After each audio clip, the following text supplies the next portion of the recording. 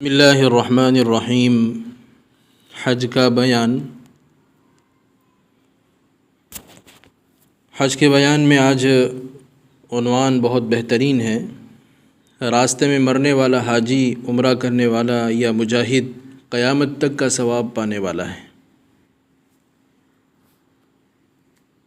کبھی سوچا اگر کوئی حج پر نکلے لیکن کعبے تک نہ پہنچ سکے، اگر کوئی عمرے کے لیے روانہ ہو اور راستے میں ہی دنیا سے چلا جائے، یا کوئی مجاہد اللہ کے راستے میں نکلا مگر میدان تک نہ پہنچا، کیا ان کی سعی ضائع ہو گئی؟ ان کی کوشش ختم ہو گئی، ضائع ہو گئی؟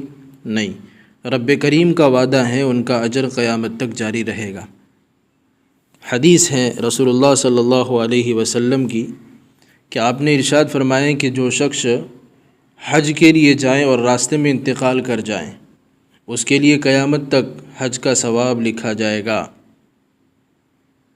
جو شخص عمرے کے لیے نکلے اور راستے میں وفات پا جائے، اللہ اس کے لیے قیامت تک عمرہ کرنے والے کا ثواب لکھتے رہیں گے۔ جو شخص اللہ کے راستے میں جہاد کے لیے نکلے اور راستے میں وفات پا جائے، اللہ اس کے لیے قیامت تک مجاہد کا ثواب لکھتے رہیں گے۔ کتنی زبردست حدیث ہے، سبحان اللہ۔ یہ حدیث ہمیں بتاتی ہیں کہ نیت کی قدر اللہ کے یہاں کتنی عظیم ہے۔ یہ شخص مکہ نہیں پہنچا، طواف نہیں کیا، مگر اس کے خلوص، اس کی نیت اور سفر کے ایک ایک قدم پر حج کا ثواب لکھا گیا قیامت تک۔ عمرہ کرنے والا ابھی احرام میں تھا، شاید لبیک کہہ رہا تھا، اور اللہ نے اس کے لیے عمر مکمل تسلیم کر لیا عمرہ، اور مجاہد میدان میں داخل بھی نہیں ہوا، مگر رب نے فرمایا یہ میرا مجاہد ہے۔ یہ اس رب کی رحمت ہے جو بندے کی نیت پر اجر لکھ دیتا ہے، چاہے بندہ عمل تک نہ پہنچ سکے۔ آج ہمیں اس حدیث سے 3 بڑے پیغام ملتے ہیں۔ نمبر 1، نیت کو خالص رکھنا چاہیے۔